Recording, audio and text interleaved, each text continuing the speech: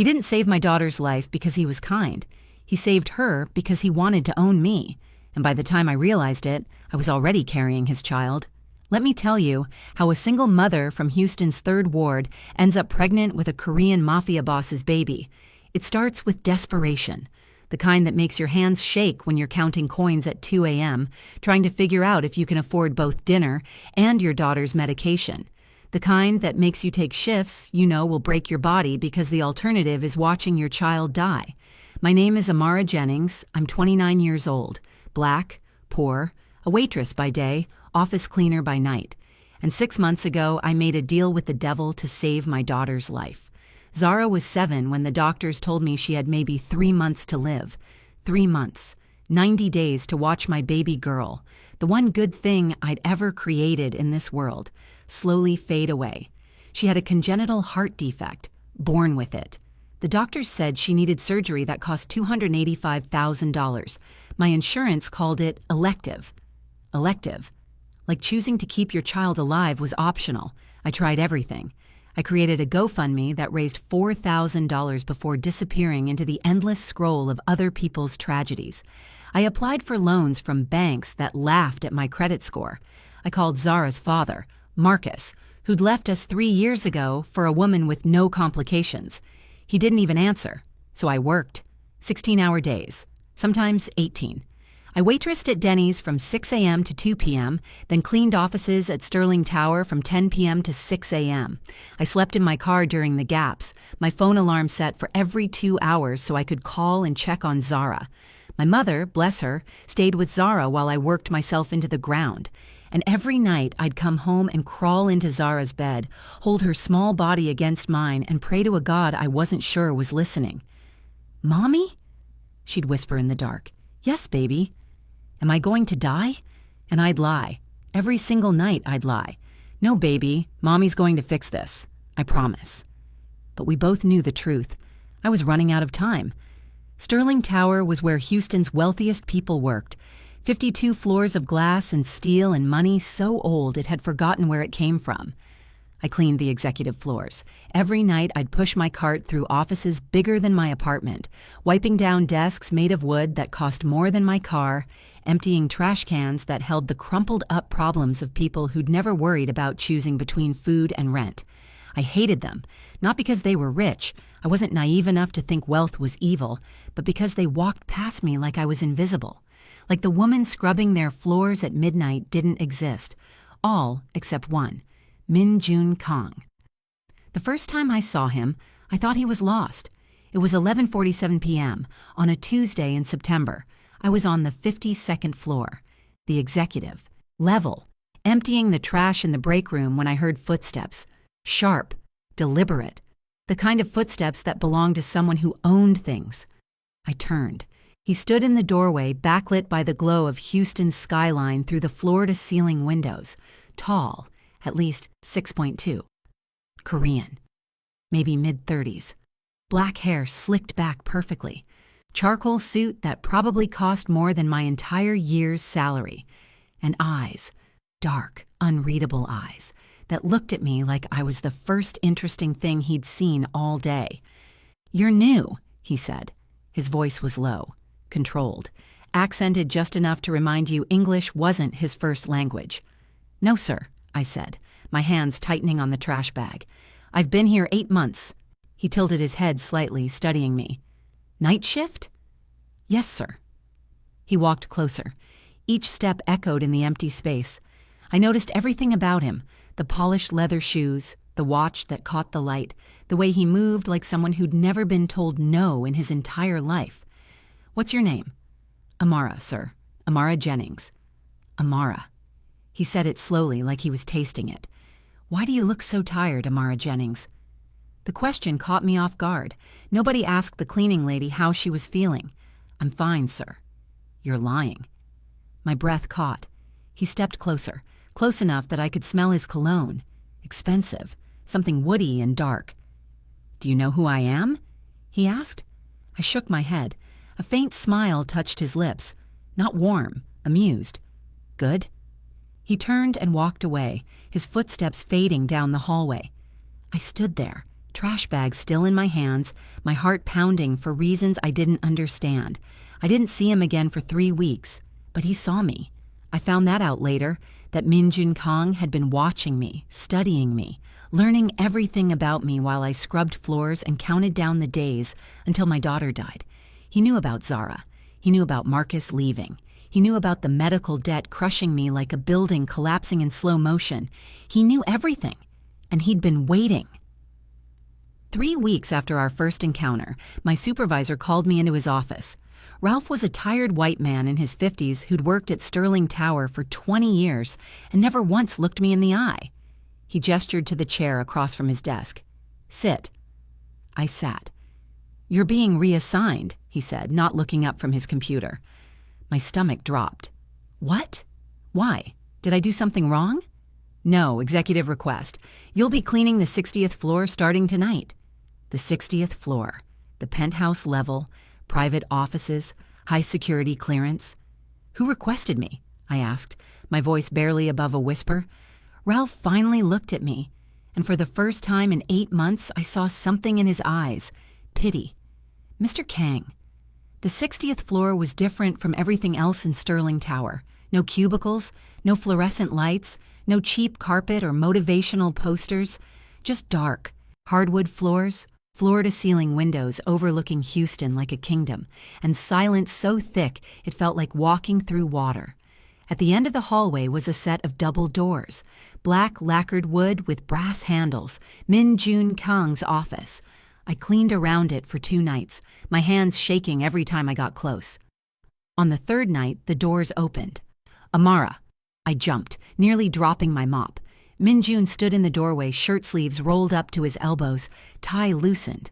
He looked different, tired, almost human. "Yes, sir?" "Come inside." My heart hammered against my ribs. "Sir, I'm not supposed to—" "I own this building." His voice was flat, final. "Come inside." I set down the mop and followed him in. His office was massive, a black marble desk, bookshelves filled with leather-bound volumes in Korean and English, a bar cart with crystal decanters, and on the wall behind his desk, a massive painting of a tiger, red, gold, black, traditional Korean art, fierce and beautiful. Min Jun walked to the bar cart and poured 2 glasses of whiskey. "I don't drink on the job, sir." "You're not on the job anymore." He slid a glass across the desk toward me. "Sit." I sat. He didn't. He stood by the window, glass in hand, staring out at the city lights below. "Your daughter is at Texas Children's Hospital," he said, his voice quiet. "Room 447, Zara Jennings, age 7, congenital heart defect, stage 4, heart failure." The room spun. "How do you— I know everything about you, Amara." He turned to face me. "I know you work 80 hours a week. I know you sleep in your car. I know you sold your wedding ring 6 months ago for $300. I know you haven't eaten a full meal in 4 days." Tears burned my eyes. "Why are you telling me this?" Min Jun walked toward me, slow, deliberate. He stopped 3 feet away, looking down at me with those dark, unreadable eyes. "Because I'm going to save her." Silence crashed into the room. "What?" "The surgery, the medical bills, all of it." He took a sip of whiskey. "I'll pay for everything." I couldn't breathe, couldn't think. "Why?" I whispered. Min Jun set his glass down on the desk, and then he said the words that would change my life forever. "Because, Amara Jennings, I need something from you that money can't buy." He leaned down, his face inches from mine. "I need you to carry my child."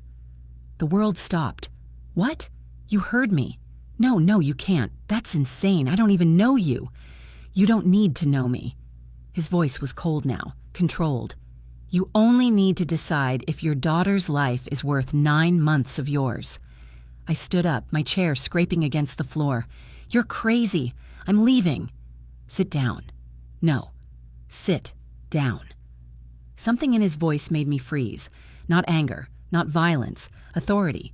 The kind that came from a man who'd spent his entire life making people obey. I sat. Min Jun walked back to the window, hands in his pockets. "I'm 36 years old," he said quietly. "I run. Kang Global Imports, a company worth $4.7 billion. I have homes in 6 countries. I have more money than I could spend in 10 lifetimes. He turned. But I don't have a child. And in my world, a man without an heir is a dead man walking. Then get married. Have a family like a normal person. He laughed, bitter, humorless. A normal person. He shook his head. I've had 17 women try to marry me in the last 5 years, Amara.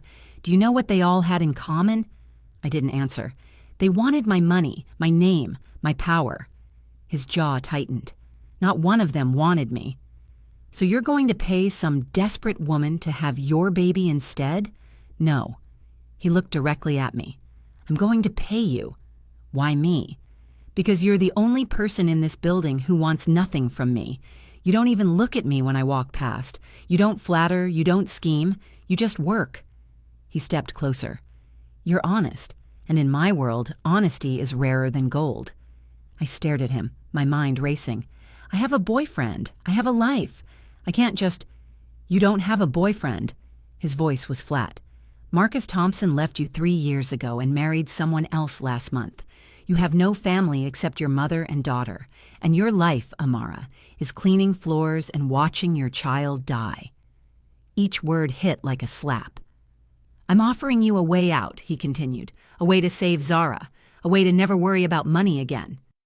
And all I have to do is give you a baby. Yes. And then what? Then you walk away. $285,000 for the surgery, $500,000 for your cooperation, full custody to me. You disappear into a new life with enough money to give Zara everything she needs.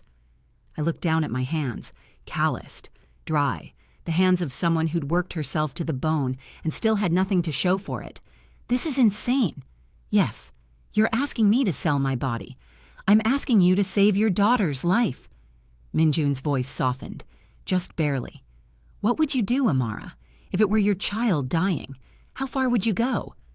I looked up at him, and I saw something in his eyes I didn't expect. Loneliness. This man, this powerful, wealthy, dangerous man, was completely alone. I need time to think, I whispered. You have 24 hours. He walked back to his desk. After that, this offer disappears. I stood on shaking legs and walked to the door. Amara. I turned. I'm not a good man, he said quietly, but I keep my promises. Sign the contract and your daughter lives. I guarantee it. I left his office, my mind spinning, my heart pounding, and I already knew what I was going to do, because a mother would do anything to save her child, anything. If you're still watching, drop a comment below and tell me where you're watching from. And hit that subscribe button, because what Amara does next will change everything. I didn't go home that night.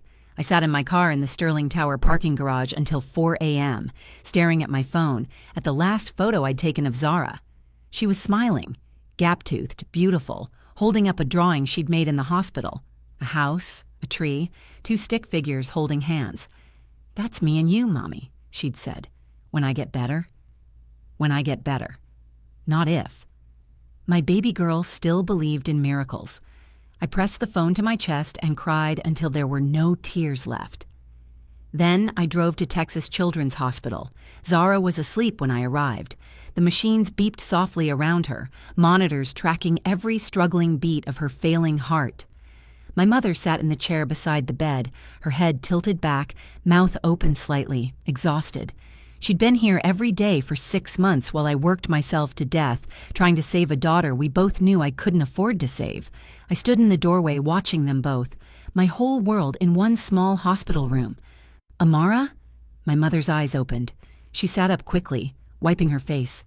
Baby, what are you doing here? It's so early. I needed to see her. My mother's expression shifted. She knew that tone. She stood and walked to me, taking my hands in hers. What happened? I couldn't speak. Amara. Her voice was firm now. What happened? Mama, if there was a way to save Zara, if someone offered to pay for everything, the surgery, the bills, all of it, but it cost me something. Something big. Would you tell me to do it? My mother's eyes searched mine. What kind of cost? I looked at Zara, at her small chest rising and falling too slowly. The kind that changes everything. My mother was quiet for a long moment. Then she cupped my face in her worn, gentle hands. Baby, I've watched you sacrifice everything for that little girl. Your marriage, your dreams, your body, your sleep. Her voice cracked. If there's a way to save her and it doesn't hurt anyone and you can live with it, then you do it. You hear me? Even if people judge me, let them judge. My mother's eyes were fierce. They're not watching their baby die. I pulled her into my arms and held on tight. I love you, Mama. I love you too, baby. Whatever you're about to do, I trust you. At 7 a.m., I stood outside Sterling Tower with my phone in my hand. The business card Min Jun had slipped into my apron pocket 3 weeks ago was bent and worn. I'd looked at it 100 times without calling. Now I dialed. He answered on the first ring. Amara. I'll do it. Silence. Say it clearly, he said, his voice low, so there's no misunderstanding. I took a breath. I agree to carry your child in exchange for paying for my daughter's surgery and medical care. Good. A pause. A car will pick you up tonight, 8 p.m. Be ready. Wait, tonight? But I need to... The line went dead. I stared at my phone. What had I just agreed to? I spent the day in a daze. I went through the motions, went home, showered, stared at my closet trying to figure out what you wear when you're about to sign a contract to have a stranger's baby. I settled on jeans and a clean black shirt. At 7:45 p.m., my mother called. Where are you going, baby? You said you had something important. I do, Mama. I can't explain right now, but Zara's surgery is happening, soon. Everything's been taken care of. What do you mean taken care of? By who? A donor, someone who wants to remain anonymous. My mother was quiet. Amara. I have to go, Mama. I'll call you tomorrow. I love you. I hung up before she could ask more questions. At exactly 8 p.m., a black SUV with tinted windows pulled up outside my apartment building. A man stepped out, Korean, early 40s, built like he spent his life in a gym. He wore a black suit and an earpiece. Miss Jennings, I'm Mr. Kang's driver. Please, come with me. I climbed into the back seat. The leather was soft. The air conditioning was cold. Everything smelled expensive. We drove in silence through Houston, past the neighborhoods I knew, past downtown, into River Oaks, where old money lived behind gates and walls. Then we kept going, past River Oaks, past Memorial, into an area I'd never seen before. Finally, we stopped at a gate, 12 feet tall, black iron, cameras everywhere, 2 guards with guns visible under their jackets. The gate opened. The driveway stretched for what felt like half a mile, lined with cherry blossom trees lit by soft ground lights. And at the end, rising out of the darkness like something from a movie, was Min Jun Kang's estate. Not a house, not a mansion, a compound. 3 stories of dark wood and stone, traditional Korean architecture mixed with modern glass and steel. Gardens that looked like they belonged in Kyoto. A fountain lit from below, water cascading over smooth rocks. The SUV stopped at the front entrance. Miss Jennings. I stepped out on shaking legs. The front door opened and a woman appeared. Korean, mid-50s, wearing a crisp white blouse and black slacks. Her hair was pulled back in a tight bun, her expression neutral. Miss Jennings, I'm Mrs. Choi. I manage Mr. Kang's household. Please follow me. I followed her inside. The foyer alone was bigger than my entire apartment. White marble floors, a chandelier that looked like it cost more than my car, dark wood panels on the walls, scrolls with Korean calligraphy in black frames. Everything was silent, too silent, like walking through a museum after hours. Mrs. Choi led me down a long hallway, our footsteps echoing. She stopped in front of a set of sliding doors and knocked twice. Come in, Min Jun's voice called from inside. Mrs. Choi slid the door open and gestured for me to enter. I stepped inside. Min Jun's office was nothing like the one at Sterling Tower. This one was traditional, beautiful. A low black desk in the center, surrounded by floor cushions. Bookshelves filled with leather-bound volumes in multiple languages. One entire wall was a window overlooking a private garden lit by stone lanterns. And sitting behind the desk, wearing a simple black shirt with the sleeves rolled to his elbows, was Min Jun. He looked up. Sit. I lowered myself onto one of the cushions. It was lower than I expected. I felt small, vulnerable. Minjun studied me for a long moment, then reached into his desk and pulled out a leather folder. He slid it across the desk. "Read it." My hands trembled as I opened it. The first page had bold letters at the top. Surrogacy and confidentiality agreement. My stomach twisted. I flipped through the pages. Legal language I barely understood, but some parts were crystal clear. The payment terms, $285,000 for Zara's surgery and medical costs, paid within 48 hours of signing. Another $500,000 upon successful delivery of a live, healthy child. Full medical coverage for prenatal care, delivery, and postnatal recovery. Then the confidentiality clause. Absolute silence. Any breach would result in forfeiture of all payments and immediate legal action. But it was the custody section that made my blood run cold. Full and sole custody of the child would belong to Minjun Kong. I would have no parental rights, no visitation rights, no claims of any kind.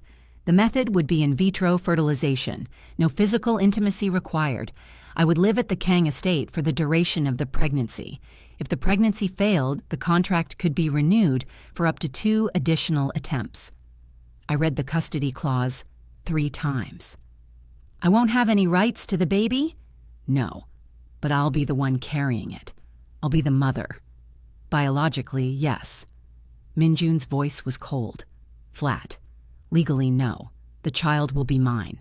Only mine. What if I change my mind? What if after I give birth I can't? You won't.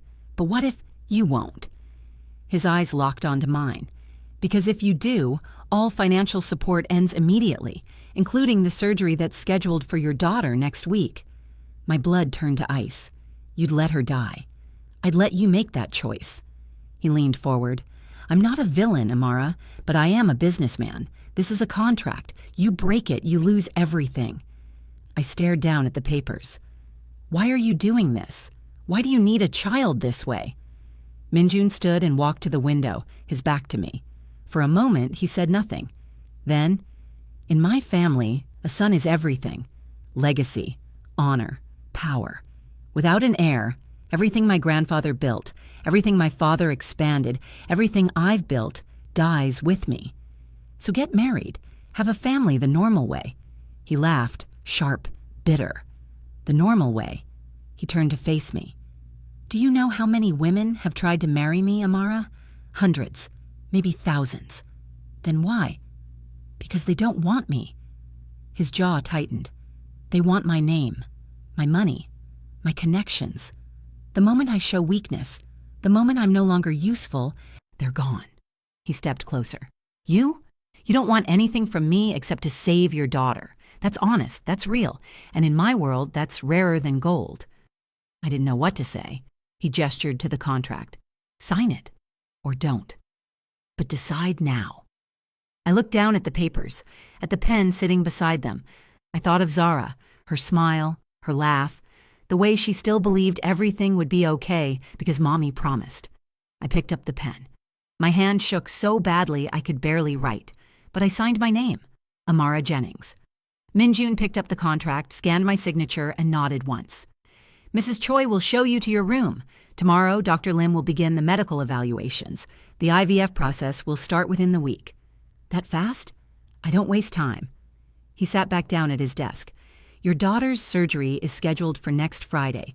Your mother will be given an apartment near the hospital so she can stay with Zara during recovery. Can I visit them? Once a week, with security. Why security? Minjun looked up at me, his eyes dark and unreadable. Because, Amara, there are people in this city who would love to use you against me, and I protect what's mine. A chill ran down my spine. I'm not yours. Not yet. He picked up his pen and returned to his paperwork. But you will be. Mrs. Choi led me through the mansion, down hallways that seemed endless, past rooms I couldn't even count. Finally, we reached the east wing. She opened a door. This is your room. I stepped inside and froze. The room was massive, a king-size bed with silk sheets in deep blue, a sitting area with a leather couch and a flat-screen TV, a wall of windows overlooking the garden, now lit by moonlight, a bathroom with a soaking tub that looked like something from a spa. This is too much. Mr. Kang insists on the best. Mrs. Choi's expression was neutral. Breakfast is at 7 a.m., lunch at noon, dinner at 7 p.m. If you need anything, press the button by the bed. Someone will assist you immediately. She walked to the closet and opened it. Inside were clothes, new clothes, in my size, jeans, shirts, dresses, pajamas, everything. How did he? Mr. Kang is very thorough. Mrs. Choi closed the closet. Dr. Lim will arrive tomorrow at 9 a.m. for your first examination. Please be ready. She bowed slightly and left, closing the door behind her. I stood alone in the massive room, silent, still, beautiful, and I'd never felt more trapped in my life. I walked to the window and looked out at the garden. The stone lanterns glowed softly. The fountain trickled. Everything was perfect. Too perfect, like a gilded cage. I pulled out my phone and called my mother. Amara, baby, it's almost 11. Are you okay? I'm fine, Mama. How's Zara? She's sleeping. The nurse said her numbers are stable tonight. A pause. Baby, where are you? I'm staying somewhere for work. It's temporary. What kind of work? I can't explain right now, but Mama, Zara's surgery is confirmed. Next Friday. Everything's paid for. Everything. My mother was quiet for a long time. Who is this person, Amara? Someone who can help us. And what do they want in return? I looked around the massive room, at the luxury I'd never imagined, at the price I'd agreed to pay. Something I can give. Baby, I have to go, Mama. Kiss Zara for me. Tell her Mommy loves her. I hung up before she could ask more questions. I sat on the edge of the massive bed and stared at my hands. Calloused. Worn. The hands of a woman who'd worked herself to the bone and still had nothing. Now I had everything, and I'd never felt more alone. I didn't sleep that night. I lay in the silk sheets staring at the ceiling, listening to the silence. In my apartment, there was always noise. Traffic, neighbors, the hum of the old refrigerator. Here, there was nothing. Just silence. And my thoughts. What have I done? At 3 a.m., I got up and walked to the window. The garden was still lit. The fountain still ran. And in the distance, I saw a light on in another part of the mansion. Min Jun's office. He was awake too. I wondered what he was thinking. If he felt anything at all. Or if this was just another business deal to him. Another transaction. Another chess piece moved into place. I pressed my hand against the cold glass and closed my eyes. I'm sorry, baby girl, I whispered to Zara wherever she was sleeping. I'm so sorry. Because I knew the truth. I just sold my body, my future, my freedom, and there was no going back. If you're wondering what happens next, drop a comment below and tell me, would you have signed the contract? And don't forget to hit that subscribe button. The next chapter is where everything changes. I woke to sunlight streaming through windows I didn't recognize. For a moment, I forgot where I was. Then it all came rushing back.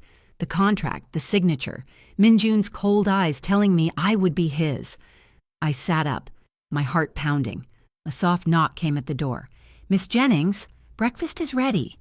Mrs. Choi's voice, polite, professional, like I was a guest and not a woman who'd just sold her womb. I'll be down in a minute, I called out. I dragged myself to the bathroom and stared at my reflection in the mirror. Dark circles under my eyes, hair a mess. I looked like someone who'd spent the night making the worst decision of her life, because I had. I splashed water on my face, pulled my hair into a ponytail, and put on one of the new shirts from the closet. It fit perfectly. Of course it did. Min Jun was thorough. The dining room was on the first floor, down a hallway lined with more art I didn't understand. When I walked in, I stopped. The table could seat 20 people easily. Dark wood, high-backed chairs, a chandelier overhead that probably cost more than my entire life. And at the far end, reading something on his phone, was Min Jun. He looked up. Good morning. Morning, I said, my voice tight. He gestured to the seat closest to him, not at the other end of the massive table, but right beside him. I sat. Within seconds, staff appeared. Korean women in pristine uniforms carrying trays of food, rice, soup, grilled fish, kimchi, side dishes I didn't recognize, everything perfectly arranged. Eat, Min Jun said, setting his phone down. I picked up the chopsticks. My hands were shaking. You don't have to be afraid of me, he said quietly. I'm not afraid of you. You're lying. He poured tea into my cup. You've been lying since you walked into my office last night. I set the chopsticks down. What do you want me to say? That I'm thrilled to be here? That I'm excited to carry a stranger's baby? No. His voice was calm. Too calm. I want you to eat. Dr. Lim will be here in an hour and you'll need your strength. For what? For the examination. Blood work, ultrasounds, everything necessary to ensure you're healthy enough for the procedure. My stomach turned. I thought we'd have more time. Time is a luxury neither of us can afford. Minjun picked up his chopsticks and began eating. Your daughter needs surgery next week. The IVF process takes time. We start today. I stared at him. He ate like this was normal, like we were discussing the weather. Do you feel anything? I asked suddenly. He paused, chopsticks halfway to his mouth. What? Do you feel anything at all? Guilt? Shame? Anything? Minjun set his chopsticks down carefully. I feel a great many things, Amara, but guilt isn't one of them. His dark eyes met mine. I offered you a choice. You made it. Now we both live with the consequences. You didn't offer me a choice. You offered me my daughter's life in exchange for mine. Yes? He didn't look away. And you chose her, as any good mother would. I wanted to scream at him, to throw the tea in his face, to run. But I didn't, because he was right. I picked up the chopsticks and ate in silence. Dr. Lim arrived exactly at 9. She was a small Korean woman in her late 40s, wearing a white doctor's coat over a gray dress. Her hair was pulled back in a neat bun, and she carried a black medical bag that looked like it weighed more than she did. Miss Jennings, she said, bowing slightly. I'm Dr. Lim. I'll be overseeing your care. Nice to meet you. Shall we begin? Mrs. Choi led us to a room on the second floor I hadn't seen before.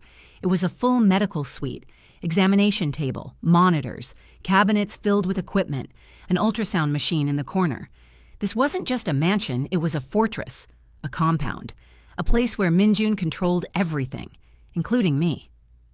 Please have a seat on the table, Dr. Lim said, snapping on latex gloves. I climbed onto the table, my heart hammering. Dr. Lim pulled out a folder and began asking questions. My medical history, previous pregnancies, I'd had none. Medications, allergies, family history of disease. Then she drew blood, vial after vial. We need to run a full panel, she explained. Hormone levels, infectious diseases, genetic markers, everything must be perfect. And if it's not, then we address it. She labeled the vials with practiced efficiency. But based on your file, you're healthy, young, fertile. You should have no issues carrying to term. Should. That word hung in the air. What about him? I asked. Does Minjun have to do all this too? Dr. Lim's expression didn't change. Mr. Kang has already provided his sample. His genetic screening came back clean. Of course it did. He'd probably planned this months ago, maybe years. How long until we know if I'm suitable? The results will be ready in 48 hours. If everything looks good, we'll begin the ovarian stimulation process immediately. Ovarian stimulation? Hormone injections to help your body produce multiple eggs. We'll monitor you daily with ultrasounds and blood work. Once the eggs are mature, we'll retrieve them, fertilize them with Mr. Kang's sperm in the lab, and culture the embryos for 5 days. She said it so clinically, like we were talking about baking bread. Then we'll select the healthiest embryo and transfer it to your uterus. If it implants successfully, you'll be pregnant within 2 weeks. 2 weeks. 14 days until I'd be carrying Min Jun Kang's child. What if it doesn't work? Then we try again. Dr. Lim pulled out a syringe. But let's focus on success. Now I need to do a pelvic exam. I lay back on the table, staring at the ceiling while she examined me. Cold, clinical, efficient. When it was over, Dr. Lim pulled off her gloves and made notes in her file. Everything looks normal. You're an excellent candidate. She looked up at me, her expression softening slightly. I know this is difficult, but I've been doing this for 20 years. You're in good hands. Are you doing this because you believe in it, or because he's paying you? Dr. Lim didn't flinch. Both. She closed the file. Mr. Kang is paying me very well, but I also believe every child deserves to be born healthy, and I'll make sure yours is. Yours, not his, not the baby, yours. like I'd have any claim to it at all. That afternoon, Minjun found me in the library. I'd discovered it that morning while wandering the mansion. 2 stories of books, a rolling ladder, windows overlooking the garden. It was the only place that felt remotely peaceful. I was sitting in a leather chair pretending to read when he walked in. Amara. I looked up. He'd changed. No longer in his morning clothes. Now he wore a perfectly tailored suit, his hair slicked back, looking every inch the billionaire. Dr. Lim says the exam went well. She would know. He walked closer, hands in his pockets. I have to leave for a few days. Business in Los Angeles. Okay. Mrs. Choi will take care of anything you need. Security will remain on the estate. You're safe here. Am I? I closed the book. Or am I just trapped? Minjun's jaw tightened. You're free to move anywhere on the property. The gardens, the pool, the gym, anywhere. Except off the property. Except off the property, he confirmed. So I'm a prisoner. You're a guest. Guests can leave. His eyes darkened. You signed a contract, Amara. You agreed to live here during the pregnancy. I'm not pregnant yet, but you will be. He stepped closer. And when you are, you'll understand why these precautions are necessary. What precautions? Why do you need armed guards and gates and security cameras everywhere? Minjun was silent for a long moment. Then he sat in the chair across from me. There are people in this city who would love to hurt me, Amara. Rivals, enemies, men who would burn everything I have to the ground if they thought it would give them an advantage. What kind of enemies? He looked out the window. The kind that don't ask questions before they pull triggers. A chill ran down my spine. Are you saying I'm in danger? Not as long as you stay here. His eyes met mine. This estate is a fortress. No one gets in without my permission. No one gets out without my knowledge. You're safer here than anywhere else in Houston. Because I'm carrying something valuable. Because you're carrying my child. His voice was firm. And I protect what's mine. There it was again. Mine. I'm not yours, I said quietly. Minjun stood. Not yet, he said, but you will be. He left before I could respond. The next 2 days passed in a strange fog. Dr. Lim returned with my test results. Everything was perfect. My hormones, my blood, my fertility markers. I was an ideal candidate. She started me on injections immediately. Hormones to stimulate my ovaries. I had to inject myself in the stomach twice a day. The first time, my hands shook so badly I could barely do it. Mrs. Choi had to help me. It gets easier, she said gently, pressing the needle into my skin. But it didn't. Every injection was a reminder of what I'd agreed to. Every needle was another step toward becoming Minjun's incubator. Minjun called every evening, not to check on me as a person, but to check on the process. Dr. Lim says your follicles are responding well, he'd say. Yes. The retrieval should happen in a few days. That's what she said. Silence. Are you eating properly? Yes. Getting enough rest? Yes. More silence. Then he'd hang up. No goodbye, no pleasantries, just business. On the 4th night, I couldn't sleep. I got up and walked through the mansion, my bare feet silent on the marble floors.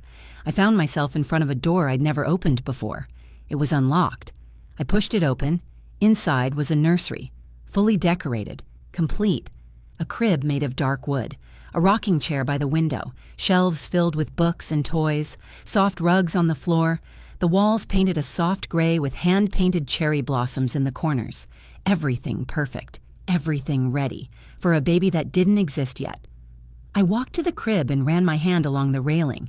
Minjun had built this. Before he even found me, before he made his offer. He'd been planning this for months, maybe years, and I was just the vessel he'd chosen to make it real. I sank into the rocking chair and stared at the empty crib. This baby, this child I would carry, would never know me, would never call me mother, would grow up in this mansion with Minjun as a father and no memory of the woman who gave birth to them. I pressed my hands to my stomach, still flat, still empty, but not for long. I'm sorry, I whispered to the child that didn't exist yet. I'm so sorry. Because I knew the truth. I was bringing a life into this world for money, and that made me exactly what Minjun said I was, his. The retrieval happened on day 7. Dr. Lim sedated me lightly and used a needle to extract the eggs from my ovaries. I woke up groggy, cramping, empty. "We retrieved 12 eggs," Dr. Lim said, checking my vitals. "An excellent number. We'll fertilize them tonight and monitor their development." "And then?" "Then we wait 5 days. The strongest embryos will survive. We'll select the best one and transfer it to your uterus." 5 days. 5 days until I'd be pregnant. 5 days until there was no turning back. Minjun returned the next day. I was in the garden when he found me. "Amara?" I turned. He looked tired, more tired than I'd ever seen him. "How are you feeling?" "Sore. Dr. Lim says the retrieval went perfectly." "So I heard." He sat on the bench beside me. For a long moment, neither of us spoke. "Do you hate me?" he asked suddenly. I looked at him, surprised. "What? Do you hate me? For this? For all of it?" I thought about lying, but I was too tired. "I don't know what I feel," I said honestly. "I'm grateful you're saving Zara, and I resent you for putting me in a position where I had to choose." Minjun nodded slowly. "That's fair." "Is it?" I turned to face him. "Because nothing about this is fair. Not for me, not for the baby, not even for you. For me. You're so desperate for an heir you're willing to buy one from a stranger. That's not power. That's loneliness." His jaw tightened. "You don't know anything about my life." "Then tell me." Silence. "Why do you need this baby so badly?" I pressed. "Why this way? Why me?" Minjun stood, his back to me. "Because everyone I've ever trusted has betrayed me," he said quietly. "My father's business partners tried to steal the company when he died.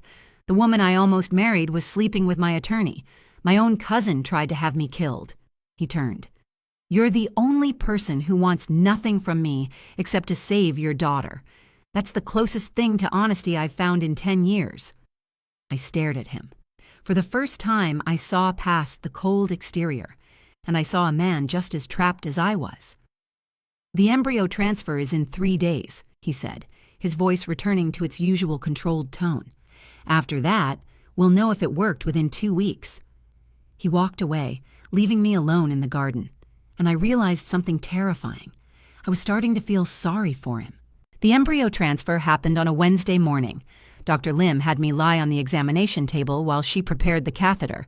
Minjun stood in the corner of the room, his hands clasped behind his back, watching everything with those dark, unreadable eyes.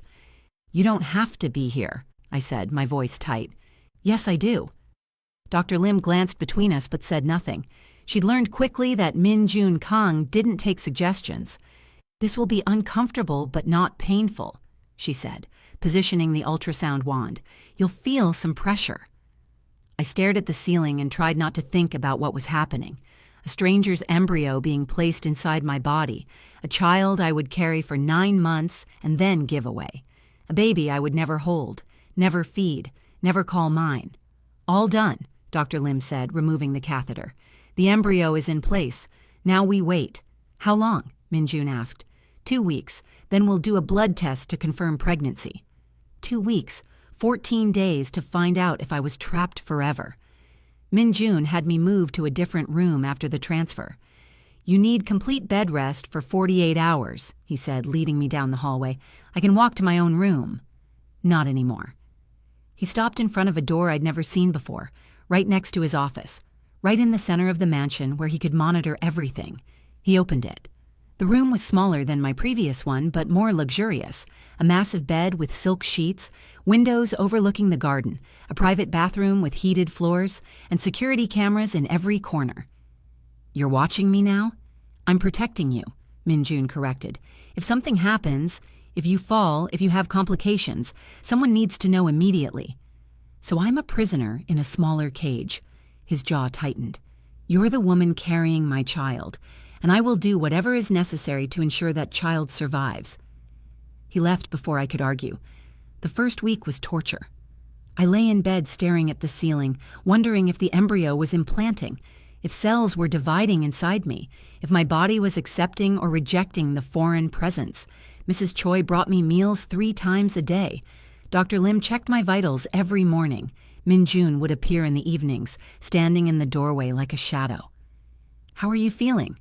"Fine." "Any cramping, spotting?" "No." "Good."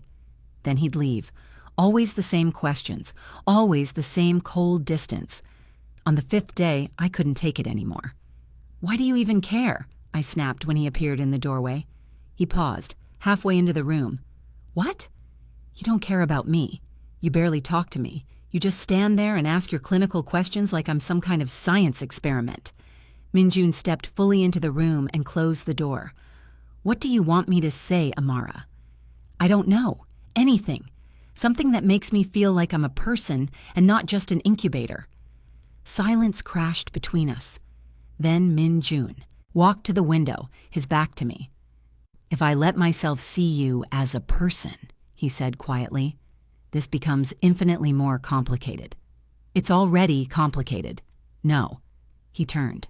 "Right now, this is a transaction, a business arrangement. If I start seeing you as more than that, if I start caring about what you think, what you feel, what you want—" He stopped himself.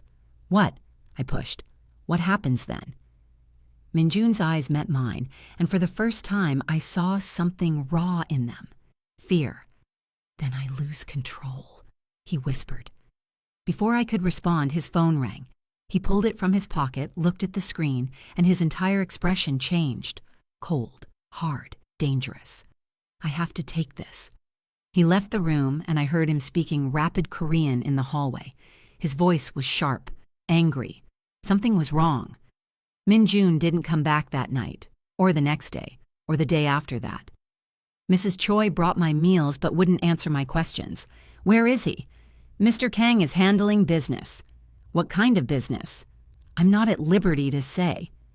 On the 3rd day, I was finally allowed out of bed. Dr. Lim did another examination and declared everything looked good. "The embryo should be fully implanted by now," she said. "We'll do the pregnancy test in 4 days." 4 days. I wandered the mansion, trying to find Min Jun. His office was empty. His bedroom door was locked. None of the staff would tell me anything. It was like he'd vanished. That night, I heard shouting. I got out of bed and crept down the hallway toward the noise. It was coming from Min Jun's office. The door was closed, but I could hear multiple voices, men speaking Korean, angry, arguing. Then a sound that made my blood run cold. A gunshot. I ran, back to my room, slammed the door, pressed my back against it, my heart hammering. What the hell had I gotten myself into? Min Jun appeared in my room an hour later. I was sitting on the bed, knees pulled to my chest, when the door opened. He looked like hell. His shirt was untucked. His tie was gone. There was a cut above his left eyebrow, dried blood crusting at the edge. "Are you hurt?" I asked before I could stop myself. "No." "Your face." "It's nothing."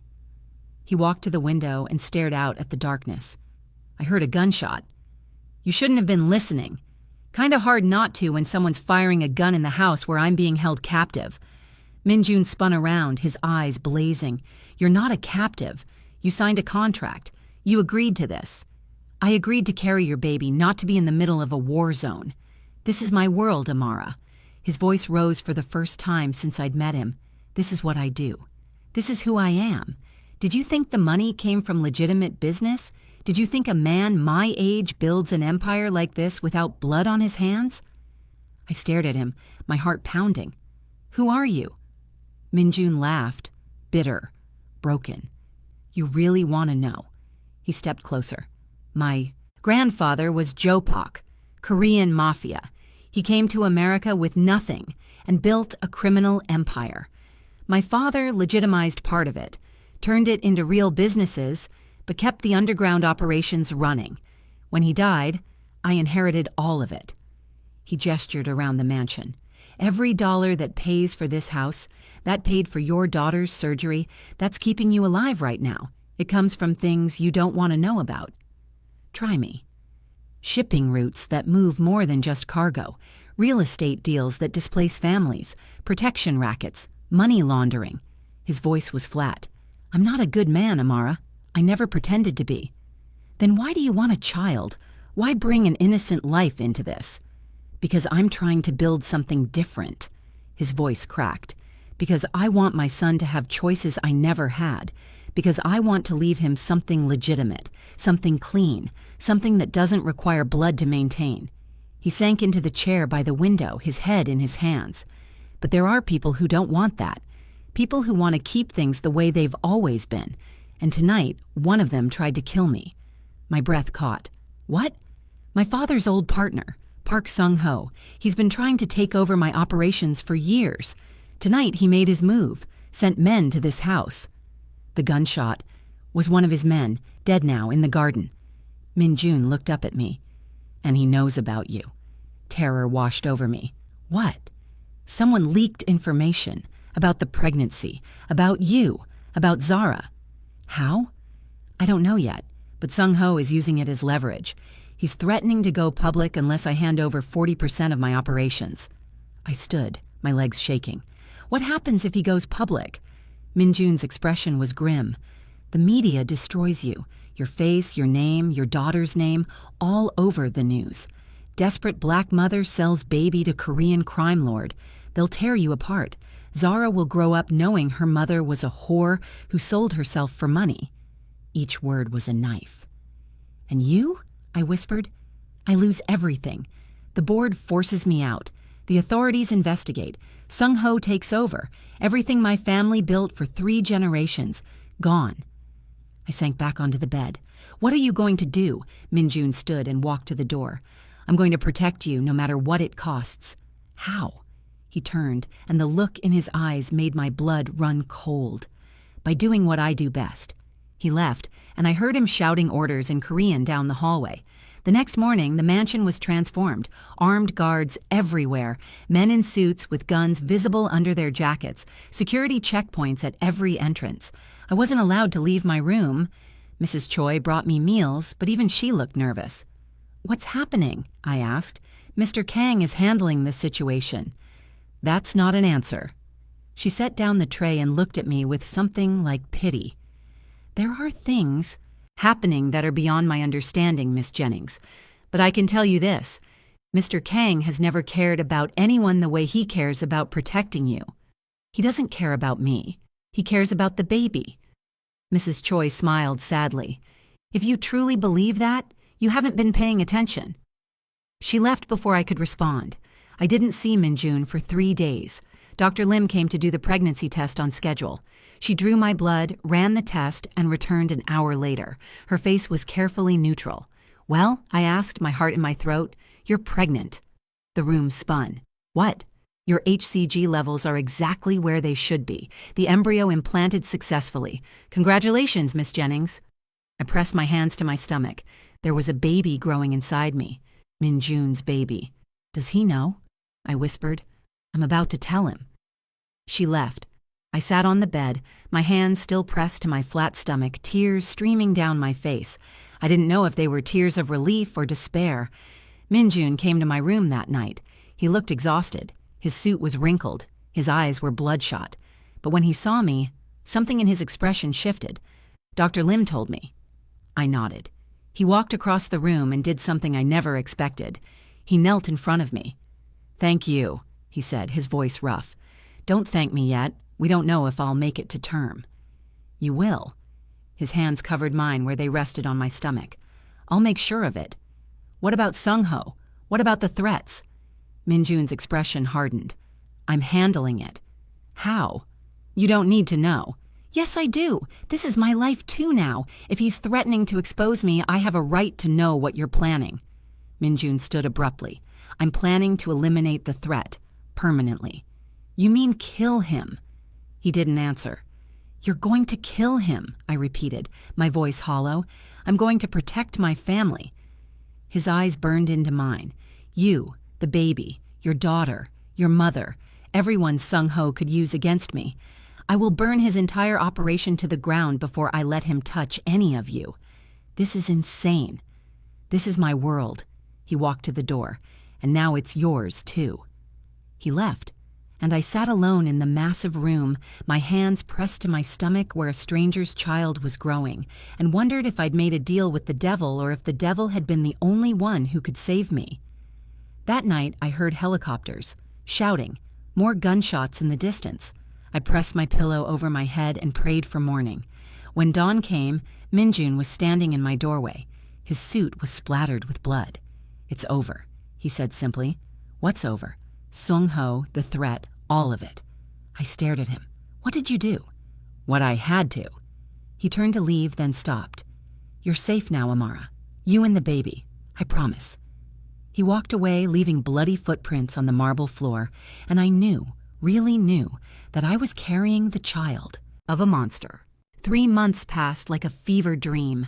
My belly grew, slowly at first, then suddenly, a small, unmistakable curve beneath my clothes that announced to the world what I'd done. I was carrying Minjun Kang's child. Zara's surgery had been successful. My mother called me every day with updates. Zara was thriving, playing, laughing. The color had returned to her cheeks. She was asking when Mommy would come home. "Soon, baby," I'd tell her through video calls. "Mommy's job is almost finished." But the job was just beginning. Because the baby inside me wasn't just a baby anymore. It was a life, a heartbeat, a person, and I was starting to love it. Minjun changed after the night with Sung-ho. He never told me what happened, never explained the blood or the helicopters or the silence that followed. But the armed guards gradually disappeared. The tension in the mansion eased, and Minjun started spending more time at home with me. He'd appear in the library while I was reading, sit across from me without speaking, just present. He started joining me for dinner, not at opposite ends of the massive table, but side by side. He asked questions, not clinical ones anymore. "What are you reading? What do you miss most about your old life? What do you want for the baby?" That last question caught me off guard. We were in the garden. I was 6 months pregnant, my belly round and full. Minjun had found me sitting on a bench watching the sunset. "What do I want for the baby?" I repeated. "Yes," he sat beside me. "If you could give this child anything in the world, what would it be?" I thought about it, really thought about it. "I'd want them to be loved," I said quietly, "not for what they represent or what they can do, just loved for who they are." Minjun was silent for a long time. "I don't know if I know how to do that," he admitted. I looked at him, really looked at him. The harsh lines around his mouth had softened. The coldness in his eyes had thawed. He looked tired, human. "Then learn," I said. "You have 7 months before this baby arrives. Figure it out." He reached out slowly, hesitantly, and placed his hand on my belly. "May I?" I nodded. His palm was warm against the fabric of my dress. We sat like that for a moment, neither of us speaking. Then the baby kicked. Minjun's eyes widened. "Was that?" "Yeah," I smiled despite myself. "That was your son. Or daughter. Dr. Lim said it's a boy." "I know." His hand stayed on my belly. "But I've been thinking. Maybe I was wrong to want only a son. Maybe a daughter would be..." He trailed off. "Would be what?" "Someone I could protect differently, love differently." He looked at me. "The way I wish I could protect and love you." My breath caught. "Minjun..." "I know." He pulled his hand away. "I know this is just a contract. I know you'll leave when this is over. I know I have no right to feel anything for you, but I do." He stood abruptly. "I'm sorry, that was inappropriate." He walked away before I could respond, and I sat alone in the garden, my hand pressed where his had been, feeling the baby kick again. The truth was, I'd started feeling things too, things I had no right to feel. Gratitude had turned into something softer. Resentment had faded into understanding. Fear had transformed into something I didn't want to name, because naming it would make it real, and making it real would destroy me. 7 months into the pregnancy, everything fell apart. I woke up in the middle of the night to wetness between my legs. Blood. Too much blood. "Mrs. Choi," I screamed. She appeared within seconds, took one look at the sheets, and ran for help. Dr. Lim arrived within 20 minutes. Minjun burst into the room right behind her, his hair disheveled, wearing only pajama pants. "What's happening?" he demanded. "Placental abruption," Dr. Lim said, checking the monitor. "The placenta is separating from the uterine wall. We need to get her to the hospital. Now." "No hospital," Minjun said immediately. Too public, too dangerous. She could die, Dr. Lim snapped. The baby could die. Then do the surgery here. I'm not equipped for... Make it work. His voice was steel. I'll have everything you need here within the hour. Operating room, anesthesiologist, surgical team, whatever you need. But she doesn't leave this house. Dr. Lim stared at him, then nodded. Fine, but if she dies, it's on you. The next hour was chaos. Minjun transformed the medical suite into an operating room. Equipment appeared from nowhere. A full surgical team arrived, doctors and nurses who asked no questions and signed non-disclosure agreements before they even entered the room. I lay on the gurney, bleeding, terrified, while Minjun held my hand. Stay with me, he whispered. Please, Amara, stay with me. I'm scared. I know, but you're strong. Stronger than anyone I've ever met. If I don't make it, you will. If I don't, I insisted, promise me you'll take care of Zara. Promise me she'll never know what her mother did. Promise me. Stop. His voice broke. You're going to be fine. You're going to survive this. And when you do, we're going to figure out what comes next. Together. There is no together. The contract. Fuck the contract. His eyes were fierce. I don't care about the contract anymore. I care about you, about Zara, about this family we've somehow created. Before I could respond, Dr. Lim appeared. We're ready. Mr. Kang, you need to leave. No. You can't be in the operating room. I'm staying. Minjun, Dr. Lim started. I'm staying. His hand tightened on mine. She's terrified. I'm not leaving her alone. Dr. Lim sighed. Fine, scrub in, but stay out of my way. They wheeled me into the operating room. The anesthesiologist placed a mask over my face. Count backward from 10, he said. 10, 9, 8. The last thing I saw before the darkness took me was Minjun's face, tears streaming down his cheeks. I woke up to beeping, monitors, machines, the steady rhythm of a heartbeat that wasn't mine. I tried to move, but pain exploded through my abdomen. Don't move, Minjun's voice close. You just had surgery. I turned my head. He was sitting beside the bed, unshaven, exhausted, still wearing surgical scrubs. The baby, I croaked.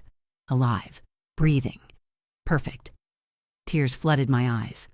Where? NICU. He's premature, 7 months. But Dr. Lim says he's strong. He's a fighter, like his mother. A boy? Minjun smiled, really smiled, for the first time since I'd met him. A boy. 3 pounds, 4 ounces. The most beautiful thing I've ever seen. I want to see him. Soon, when you're strong enough. I closed my eyes, exhaustion pulling me under. Minjun? Yes? Thank you for staying. His hand found mine. Always, he whispered. I'll always stay. 2 weeks later, I held my son for the first time. Dr. Lim placed him in my arms, tiny, fragile, with Minjun's dark eyes and my brown skin. Perfect. Hello, baby, I whispered, tears streaming down my face. He wrapped his tiny fingers around mine and held on, and I knew I couldn't give him up. Minjun, I said, looking up at him where he stood beside the bed. We need to talk. His expression shuddered immediately. I know what you're going to say. Do you? You want out of the contract. You want to keep him. I nodded. He turned away, his shoulders tight. I knew this would happen. I knew the moment you held him, you'd change your mind. I'm sorry. Don't be. His voice was rough. You're his mother. You have every right to love him. But the contract, I'll tear it up. He turned back to face me. I'll give you everything I promised. The money, the house, your freedom. You can take him and Zara and your mother and disappear. Start over somewhere safe. Is that what you want? What I want doesn't matter. It matters to me. Minjun stared at me. What are you saying? I looked down at our son, because he was ours, not just Minjun's or mine, but ours. I'm saying that somewhere along the way, this stopped being about a contract. It stopped being about money or survival or desperation. It became about something else. What? I met his eyes. Family. Minjun's breath caught. Amara. I don't love you. I said quickly. Not yet. Maybe not ever. But I don't hate you either, and I think we could figure something out.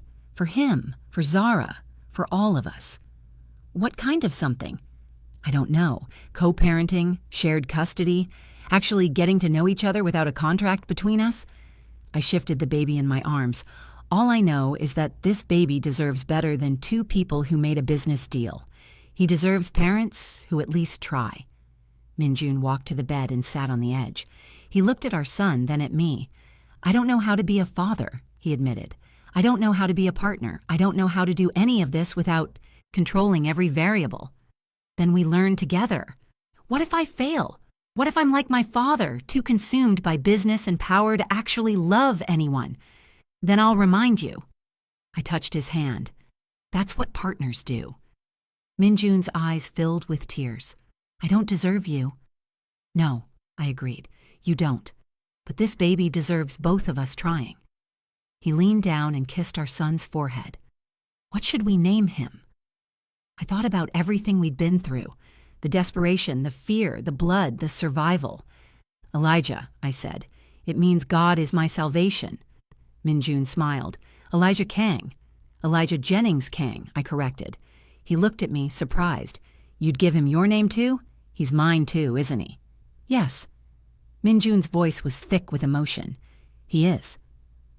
6 months later, I stood in the garden with Zara, watching Minjun push Elijah in a stroller. Zara was completely healed, running, laughing, alive. She adored her baby brother, called him Eli, and insisted on helping with everything. Mommy, is Mr. Kang our family now? She asked. I looked at Minjun, at the man who'd saved my daughter's life, trapped me in a contract, protected me from enemies, and somehow become someone I couldn't imagine living without. Yeah, baby, I said. I think he is. Minjun looked up and caught me watching. He smiled. Not the cold, controlled smile from our first meeting. A real smile. Warm. Genuine. And I smiled back. We weren't a normal family. We'd never be normal. But we were ours. And sometimes, that's enough. If this story touched your heart, drop a comment below telling me where you're watching from. Hit that like button, share this with someone who loves dark romance, and don't forget to subscribe for more stories. Thank you for watching.